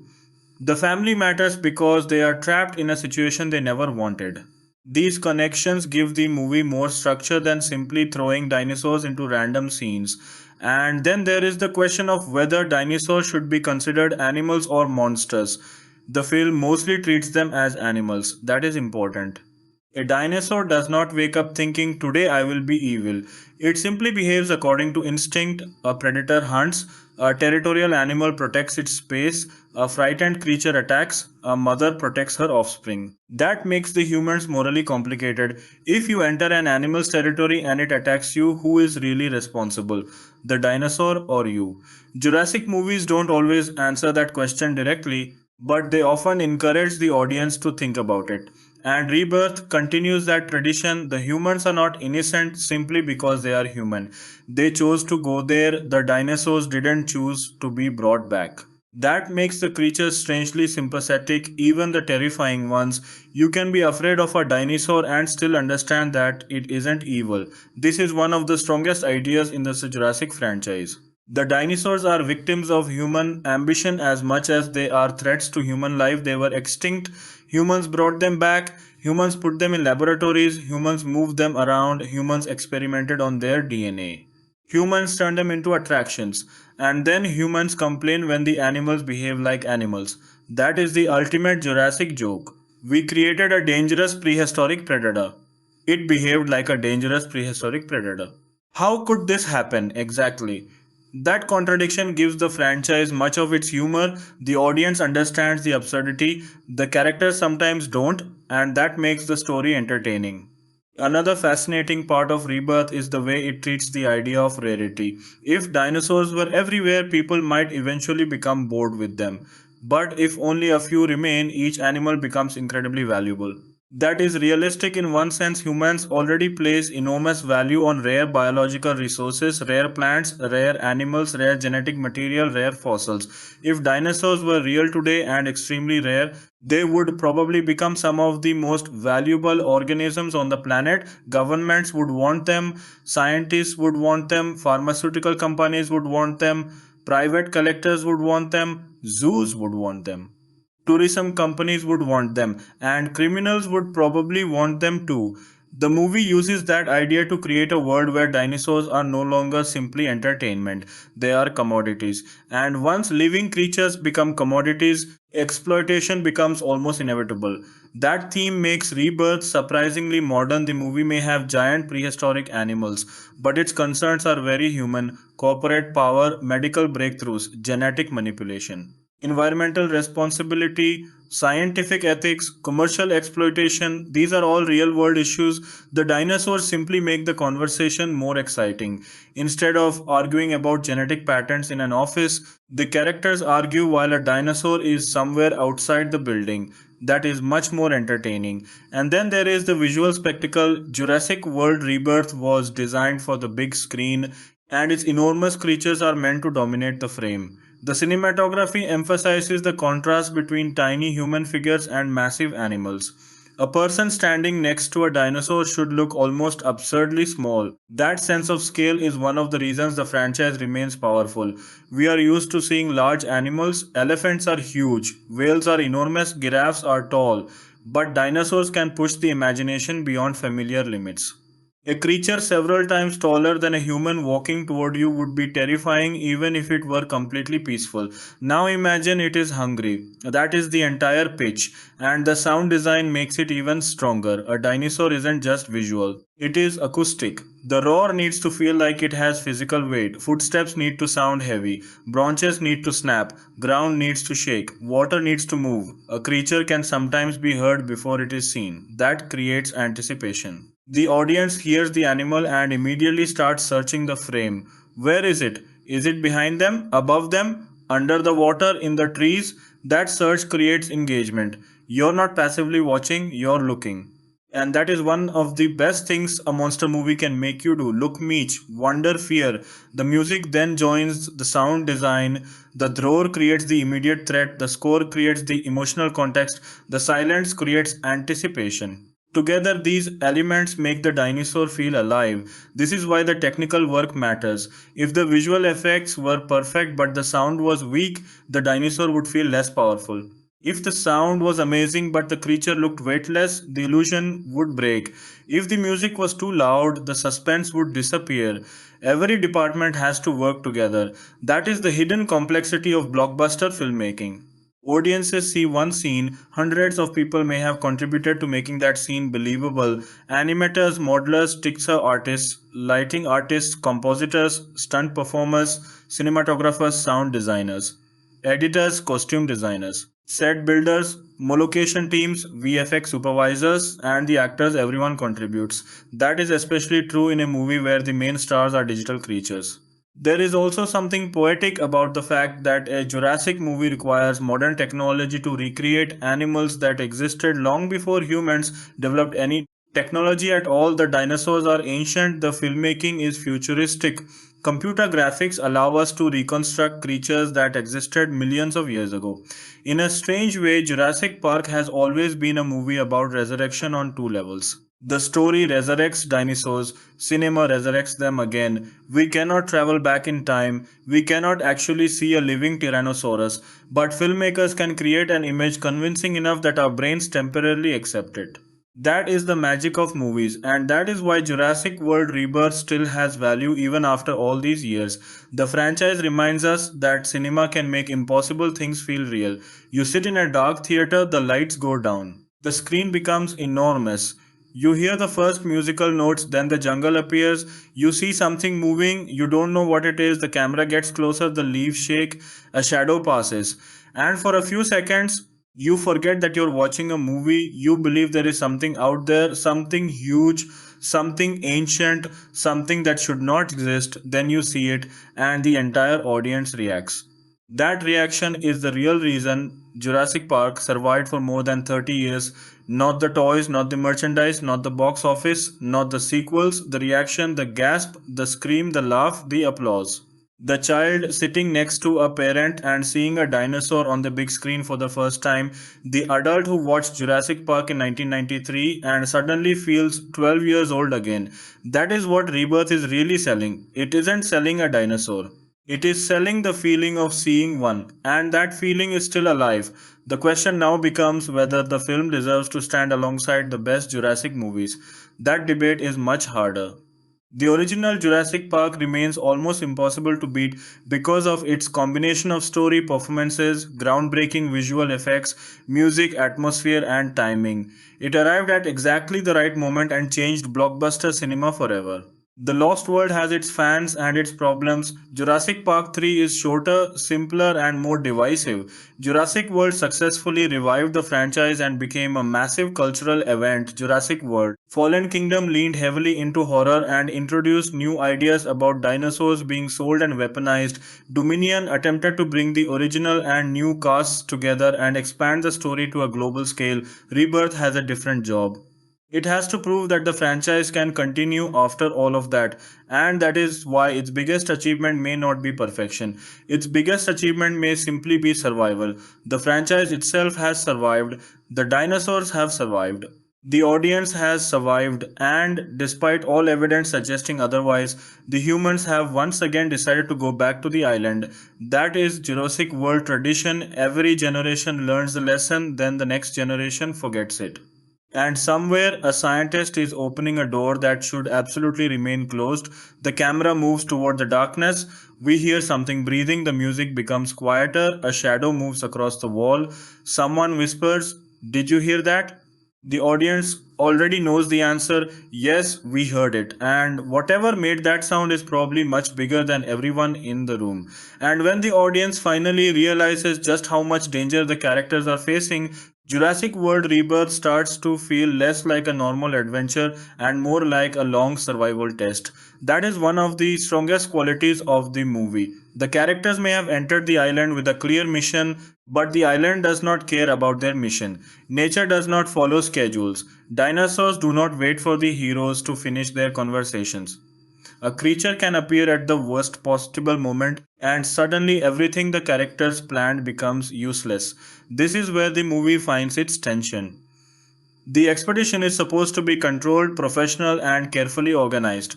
But the further the characters travel, the more chaotic everything becomes. Equipment fails, people become separated, information becomes unreliable, and the environment itself turns us into an enemy. The movie keeps reminding us that the humans are visitors in a place where they do not belong. That idea also makes Zora Bennett's character more interesting. She begins the movie as someone who appears to understand exactly what she is doing. She is not naive, she knows the risks, she has worked in dangerous environments before. She knows how to use weapons and how to make quick decisions. But a dinosaur is not simply another enemy. You cannot negotiate with it, you cannot predict every movement, you cannot intimidate it. You cannot simply tell it that you're the most important person in the room. The animal does not care. That forces Zora to gradually move from confidence to adaptation. She has to understand that survival is more important than completing the mission exactly as planned. This is also where Scarlett Johansson's physical performance becomes important. Action stars sometimes have a problem in creature movies because the audience knows they are movie stars and expects them to survive. The challenge is creating the illusion that survival is not guaranteed.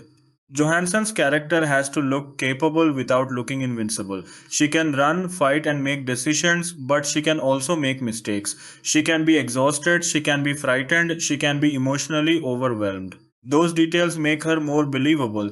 There is a larger theme hidden inside that character development. Zora begins by seeing the island as a job. The longer she stays there, the more personal the mission becomes. The Delgado family is not part of the original plan, but once they become trapped, their survival becomes connected to hers. That creates a moral conflict. Does she continue prioritizing the DNA mission, or does she risk everything to protect people who were never supposed to be there? In a normal action movie, the answer would be easy. In Jurassic World, the answer is more complicated because the mission itself could potentially save lives. The movie therefore puts Zora between two different responsibilities. That is an important distinction. If the mission were completely selfish, there would be no debate. If the mission were completely noble, there would also be no debate. But because the potential medical discovery could help humanity, the characters can justify dangerous decisions. That makes the situation morally uncomfortable. Sometimes doing something for a good reason can still cause terrible consequences. That is one of the oldest ideas in science fiction, and Jurassic Park has been using it since the beginning. The Delgado family provides another emotional dimension because they are not experts. Ruben is not walking into the jungle because he wants to study prehistoric genetics. He is trying to protect his children. That gives the audience an ordinary perspective on the extraordinary situation. A professional might look at a dinosaur and immediately think about strategy. A parent looks at the same dinosaur and thinks about whether their children are safe. That difference makes the danger feel more personal. The family dynamic also gives the movie opportunities for quieter scenes. Not every moment needs to involve running. Sometimes the characters simply need to talk. They need to make decisions, they need to argue, they need to reassure each other. Those scenes may seem less exciting than a dinosaur attack, but they are essential because they create emotional stakes. If the audience doesn't care about the people, the action becomes empty. This is something that blockbuster movies sometimes struggle with. Spectacle can become so large that the characters disappear underneath it. A giant dinosaur looks amazing, but eventually the audience starts asking why they should care whether anyone survives. Jurassic World Rebirth tries to avoid that by giving the characters different motivations. Zora has the mission, Duncan has loyalty and responsibility, Loomis has scientific curiosity, Ruben has his family, the corporate interests have money and commercial goals. These motivations collide as the story progresses, and when motivations collide, conflict becomes more interesting. Loomis might want to observe a creature instead of killing it. Zora might want to finish the mission. Ruben might want everyone to leave immediately. The company might want the samples at any cost. Duncan might have to choose between following orders and protecting people. These conflicts are more compelling than simply having a dinosaur chase everyone. The dinosaur is the pressure, the humans create the drama. That has always been the secret of Jurassic Park. The dinosaurs make the movie exciting. The characters make the movie memorable. The original Jurassic Park had an enormous advantage because its characters were so distinct. Alan Grant was uncomfortable around children and preferred fossils to people. Ellie Sattler was practical and compassionate. Ian Malcolm was arrogant, funny, and brilliant. John Hammond was charming but dangerously optimistic. Their personalities naturally created conflict. Rebirth has to build that kind of chemistry from scratch. That is difficult in one movie, but the new cast has enough talent to make it work. Mahershala Ali especially gives Duncan a sense of history. He feels like someone who has experienced dangerous missions before. That creates the impression that he and Zora have a relationship that existed before the movie started. The audience doesn't need to know every detail. It is enough to understand that they trust each other. That trust becomes important because Jurassic movies love breaking trust. Someone knows something they haven't told the others. Someone has a hidden motive. Someone has information that changes the mission.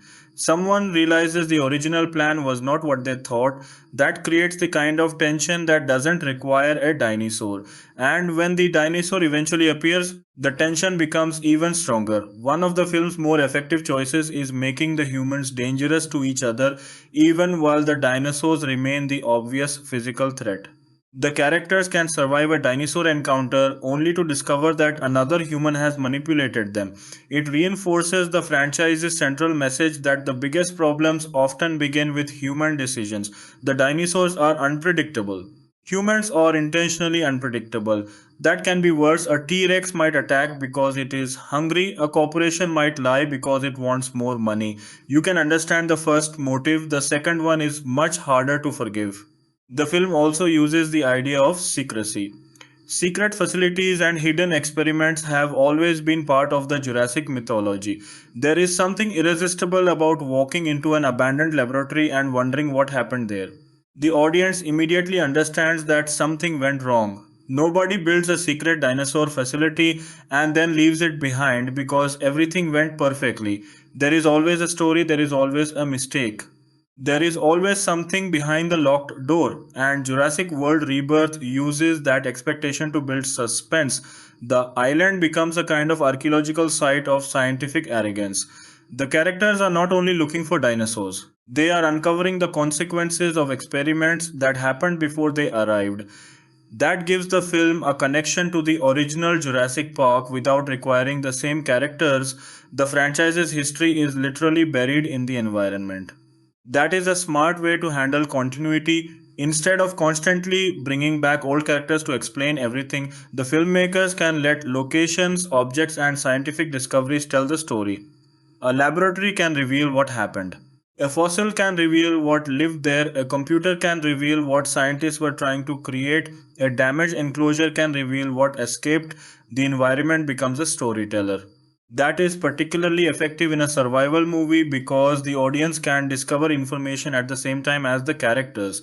You see something, you wonder about it, the characters investigate, then you understand why it matters. That process creates curiosity, and curiosity is what keeps an audience watching. The dinosaurs themselves are also designed to encourage curiosity. Some of the creatures look familiar, but others have characteristics that make you wonder what exactly the scientists were doing with their DNA.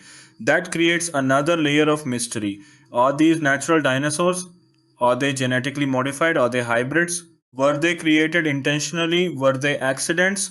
The answers matter because they tell us how far human experimentation has gone, and this is where the movie connects to one of the biggest questions in the entire Jurassic universe.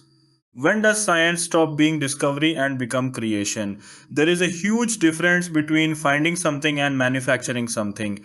Paleontologists discover dinosaur fossils. Genetic engineers attempt to reconstruct DNA.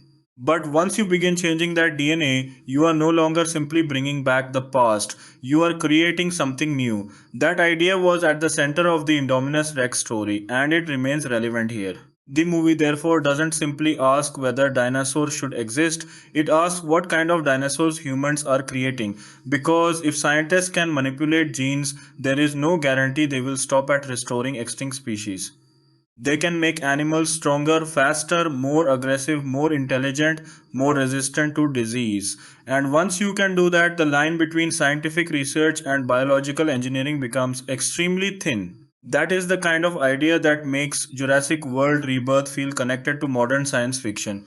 The movie is fictional, but the fear behind it is real. Human beings are becoming increasingly capable of manipulating biology.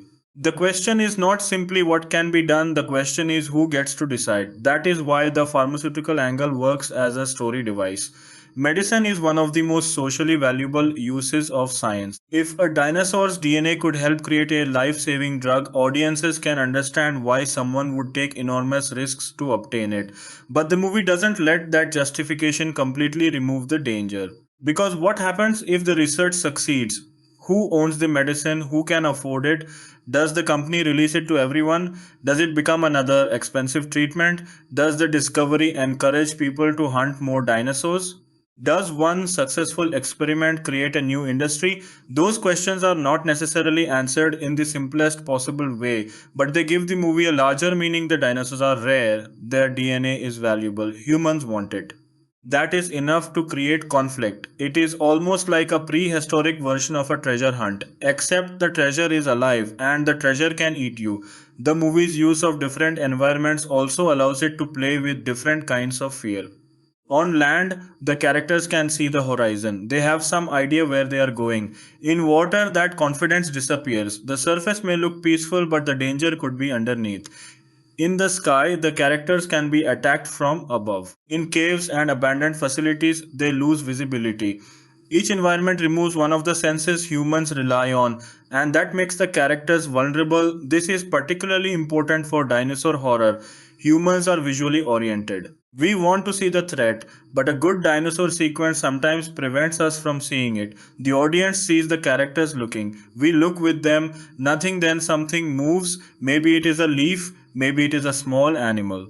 Maybe it is the dinosaur. That uncertainty keeps us engaged. It is the same principle used by horror movies for decades. Don't show everything, let the audience imagine. The human brain is incredibly good at creating monsters. Sometimes what we imagine is more frightening than what the filmmakers could show. Jurassic Park understood this. Rebirth tries to remember it. That is why some of the best moments are not necessarily the biggest ones. A huge dinosaur fighting another huge dinosaur can be spectacular, but a character hiding in a dark space while hearing something breathing nearby can be more memorable. The difference is emotional. One scene makes you say, wow. The other makes you hold your breath. A great Jurassic movie needs both. It needs spectacle, it needs suspense, it needs wonder, it needs fear, it needs humor, and it needs characters. Remove any one of those elements and the movie becomes less effective. This is also why the musical score is so important. Alexandre Desplat's music has to move between those emotions. A scene can begin with wonder, shift into suspense, and then explode into action within a few seconds. The score has to follow that emotional journey, and because the Jurassic franchise already has a legendary musical identity, Desplat had to be careful. Too much John Williams and the movie could feel like a tribute. Too little and it could feel disconnected from Jurassic Park. The solution is to create new musical material while allowing the older musical language to remain part of the experience. That is the same approach the movie takes with its story. New characters, old themes, new dinosaurs, old fears, new mission, old warning. Human beings still think they can control nature. Nature still disagrees. That balance is basically the entire franchise in one sentence. The release strategy also shows how much confidence the studio had in the film. A major theatrical release in the summer is not cheap.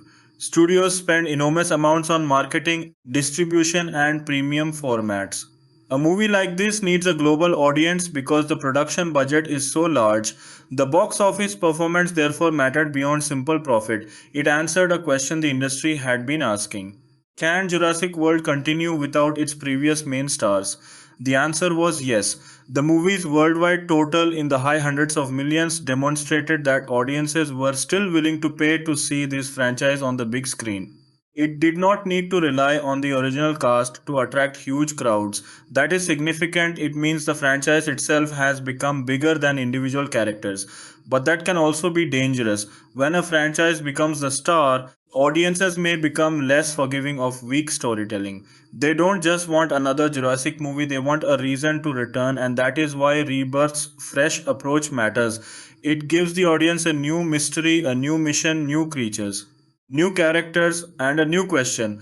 What happened on this island? The answer is more interesting when it is revealed slowly. The audience begins to understand that the island isn't simply another dinosaur habitat, it contains history. It contains secrets. It contains evidence of experiments that were never meant to be discovered. That idea gives the movie a sense of archaeology. The characters are uncovering the past while trying to survive the present, and the irony is obvious. The past is literally alive. Imagine walking through an abandoned facility where scientists once tried to control prehistoric life, only to discover that the animals they created are still somewhere outside. That is classic Jurassic horror. It combines science fiction with haunted house storytelling. The building is empty, the lights don't work, there are strange sounds. Old equipment sits untouched, doors are damaged, Warman signs remain on the walls. You don't know what happened. Then you find evidence a claw mark, a broken enclosure, a destroyed vehicle. And suddenly the audience understands that whatever happened here was much worse than the characters expected. The best part is that the dinosaur doesn't even need to appear yet. The evidence is enough. This is why environment and production design are so important. A convincing abandoned laboratory can tell a story without dialogue.